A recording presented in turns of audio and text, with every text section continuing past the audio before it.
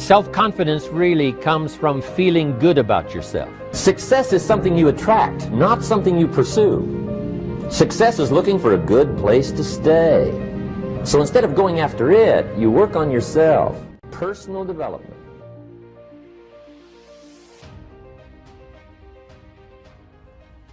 Where does self-confidence come from?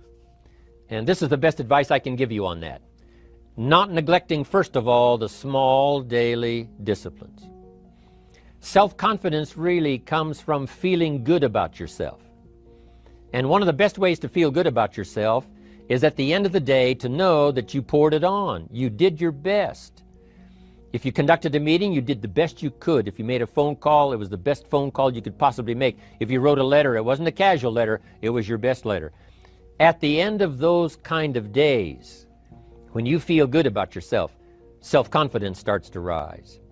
You know that if you can have this kind of a good day, you can have another one the next day, and those days become the weeks become the months, and the month becomes a powerful year.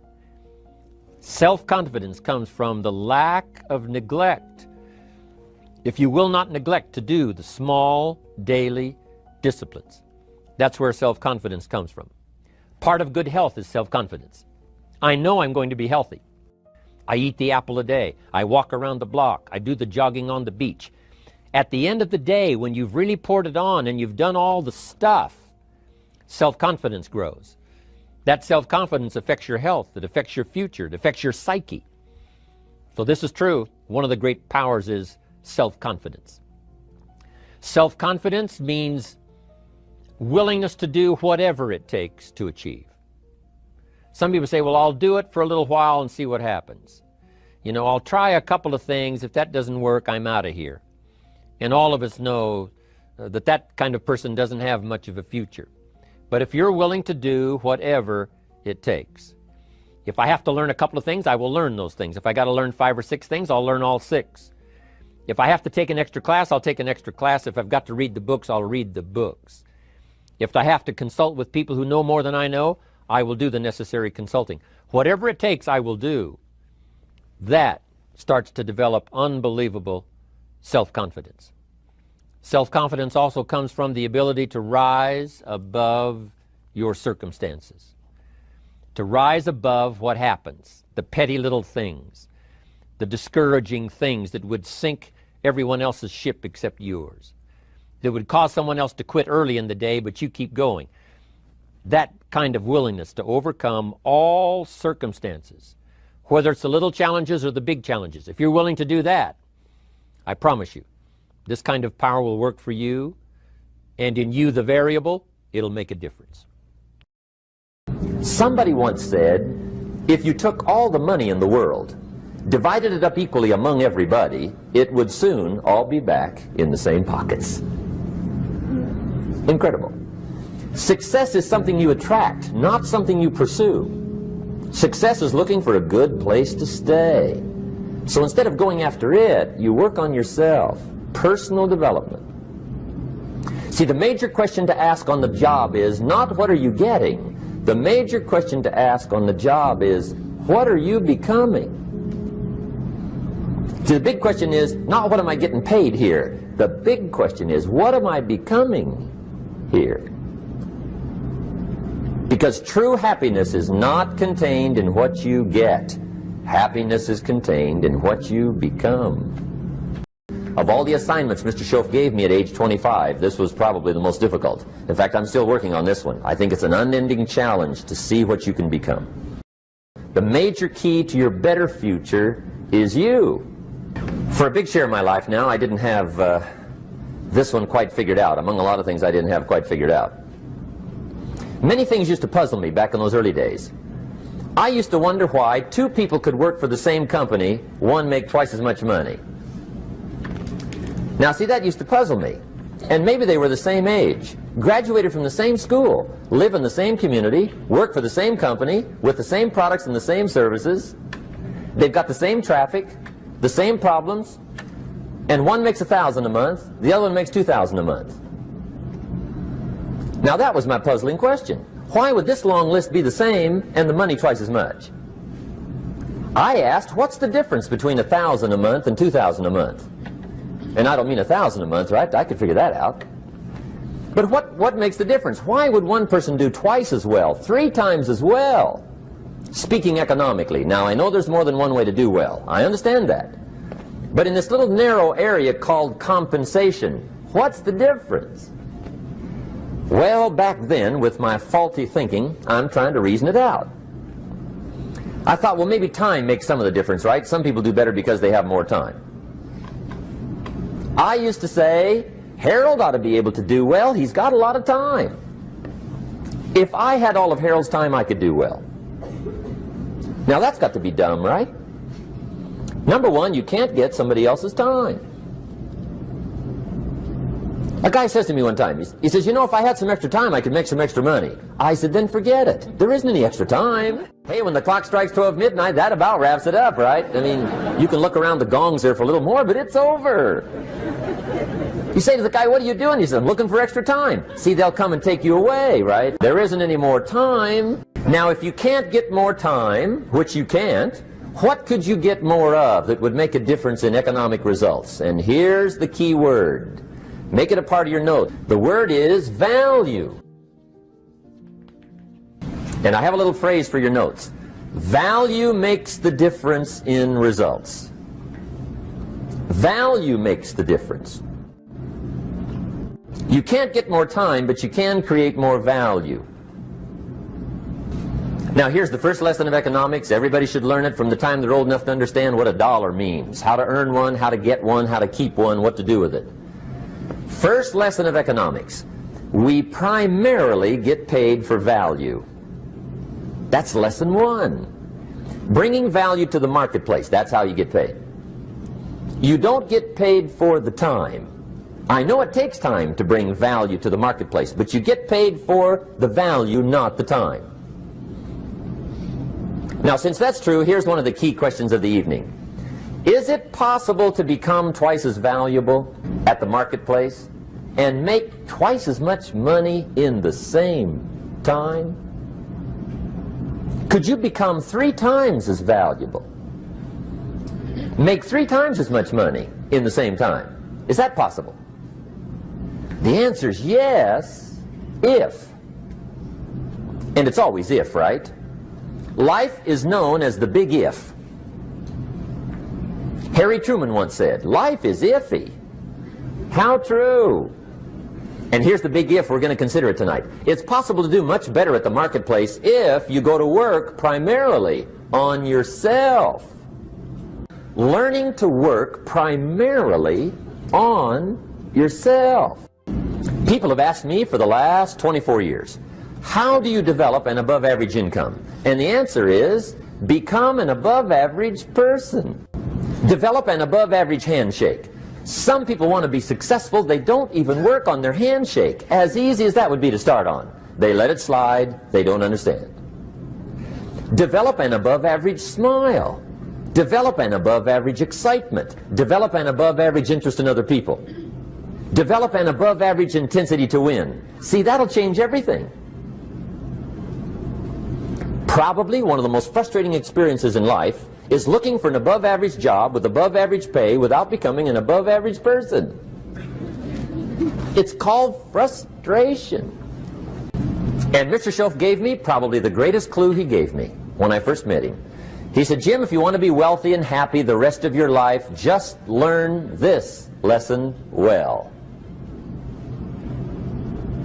He said, learn to work harder on yourself than you do on your job. Then Mr. Schoaf gave me probably one of the most important clues among so many things he taught me, but this was in those early days. Mr. Schoaf was very kind, but he was also very abrupt, and he had these interesting questions to ask. I'm giving him a little rundown one day on how things hadn't worked out for me. He said, Mr. Rohn, I've got the answer for you if you will listen carefully. And listen carefully I did that day and for the next 5 years. If somebody's wealthy and happy, you gotta listen. He said, Jim, I've only known you a short time. But he said, it's already my honest opinion that for things to change for you, you've got to change. That wasn't quite the answer I was looking for. But that's the answer he gave me, and I pass it along to you. For things to change for you, you've got to change. Otherwise, it isn't going to change. Before I met Mr. Shoaf, I used to say, I sure hope things will change. Right? That seemed to be my only hope. If it isn't going to change, I'm in serious trouble. And then I discovered it isn't going to change, so I'm in serious trouble.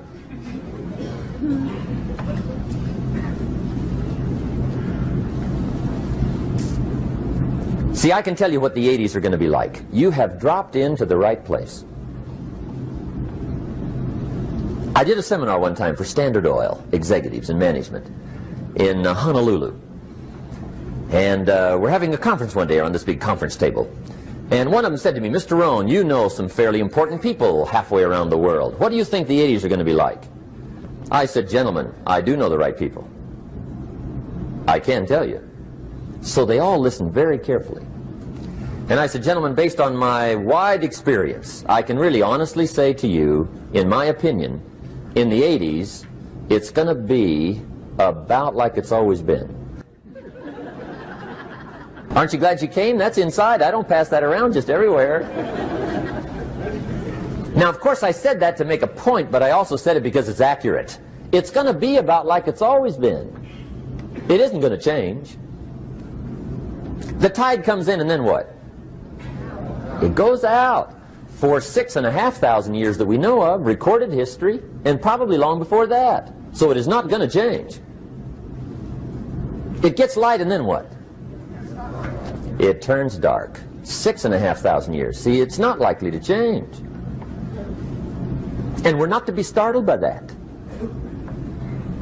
If the sun goes down, the guy says, what's happened, what's happened? It means he hasn't been here long, I guess, right? It always goes down about this time. The guy says, well, I don't like that arrangement. Well, you got to talk to somebody besides me, right? It gets light, then it turns dark. In rotation, the next season after fall is what? Winter. Pray tell, how often does winter follow fall? Every year regularly for the last 6,500 that we know of. See, it is not going to change. Now, some winters are long, and some are short, and some are hard, and some are easy, but they always come right after falls. It isn't going to change. Sometimes you can figure it out, sometimes there's no way to figure it out. Sometimes it goes well, sometimes it gets in a knot. Sometimes it sails along, sometimes it gets in reverse. See, that's not going to change. The last 6,000 years reads like this: opportunity mixed with difficulty. That's how it reads. It isn't going to change.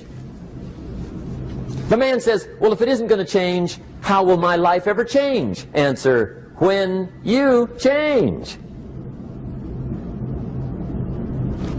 And whether I'm talking to high school kids or business executives, my message is always the same. And it goes like this: the only way it gets better for you is when you get better.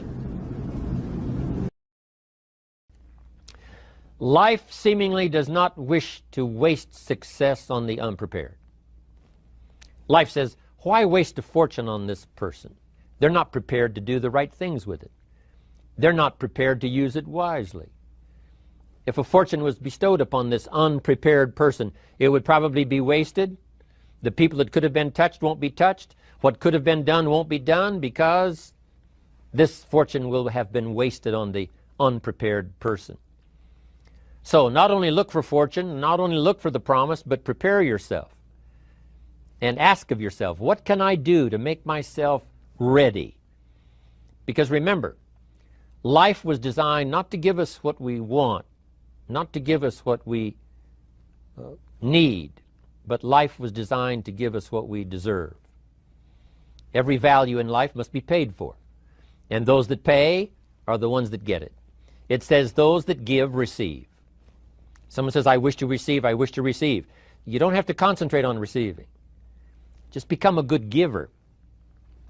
It says those that search will find. Someone says, well, I need to find some good ideas to help change my life for the future. Then to find good ideas, that doesn't come because you need them. It comes because you search for them. If you want good ideas, you got to go after them. You got to go to the class, you got to go to the workshop, you got to go to the training, go to the book, right? You got to go to the journal, right? Go where good ideas are being taught, go searching, go looking, because good ideas are not going to be wasted on those that are not seeking, searching, well prepared. So, prepare yourself to be ready for fortune when it comes, to be ready for challenge when it comes, to be ready for opportunity when it comes. Opportunity comes along and passes by the person that is not well prepared. I want to prepare myself this year for next year. Yes, I wish to be effective this year, but I'm also thinking of ways, how could I be better? How could my ideas be more powerful? How could they be sharper, more clear? How could I reach some people next year that I perhaps can't reach this year? I haven't reached deep enough into my own soul to affect some people. Some people just pass by and say, hey, what a good speech. But how could I make it stronger than that, deeper than that, more powerful than that? I cannot be as powerful as I could be next year. You know, you can't go to the 10th grade in the 5th grade. You just got to go through the grades. But the more you are prepared, when the 10th grade finally comes, now you can cash in and get 2 times, 3 times, 5 times more value from it by being prepared. Now here's the next one. There's great power in self-reliance. Self-reliance means you simply look mostly to yourself. It would be nice if someone just gave you this, gave you this, gave you this. It would be nice if everyone did their job exactly as they're supposed to do it. But here's what you've got to do. Primarily rely on yourself. Primarily say, I'm the person responsible. And I will learn the necessary skills so that I can help people learn their skills. If I need lots of people to do certain things to build my organization, that is what I must have. But I've got to be the final backstop. I've got to be the final one that people can rely on. So that if this is missed and this is missed, I can catch up. I can fill the gap. I can do the job. We have to do it when we conduct meetings. We have to do it when we conduct training. We have to do it when we're in a class of just a few. What someone might have missed, we're there to fill in. Self-reliance. Primarily, we're learning to count on yourself. So that you can do this, never complain and never explain. Here's the next key power, and that's image. There's many parts to image. The image that others see you as, the image you have with other people. And it's very important how other people see you. If they don't see you as a leader, chances are they won't pay attention. If they don't see you as being in control, chances are they won't have the trust. If they don't see you as knowing where you're going, what you want to accomplish, they probably won't follow. But if people can see you, if you have the image of someone that's in charge, in control of your life, your future, your destiny, in control of the situation, if they see that, that kind of image is powerful. It helps to win the day. It attracts other people. People want to be around people that are in control, that are powerful, but they know how to use their power, influential, but they know how to use their influence. That kind of image is important. But here's a very important image, and that is your image of yourself. The way you dress, the way you talk, the way you think, your capacity for learning, all of that is an important image that you have of yourself. The image that you have that if it needs to be learned, you could learn it. If there's a book that needs to be mastered, you could master it. If there's a skill that needs to be learned, why couldn't you get busy now and learn that skill? That kind of self-image, that I am continually trying my best to be the best I can. Because one of the most important places you have to look is into the future, yes. You got to look into the past, yes. You've got to look around, yes. But one of the most important places you have to look is in the mirror. You know, how I appear to other people, that's important. But how I appear to myself is the ultimate importance. That kind of image, to where you'll develop the self-confidence, you'll develop the self-reliance. Now here's another one. The next word is character. Becoming a person of high values, a person of principles, a person of honesty, a person that earns respect. That kind of character. So this is important, to develop the character within yourself, that people see you as honest, as fair, willing to do the right thing, willing to be helpful, but always willing to walk the center line, not to pass the line. Now here's another one. It's called self-discipline. Self-discipline, all of us have a challenge with that. Because sometimes it's easy, and especially if you're working hard, doing the best you can, it's easy sometimes to let up and let it go.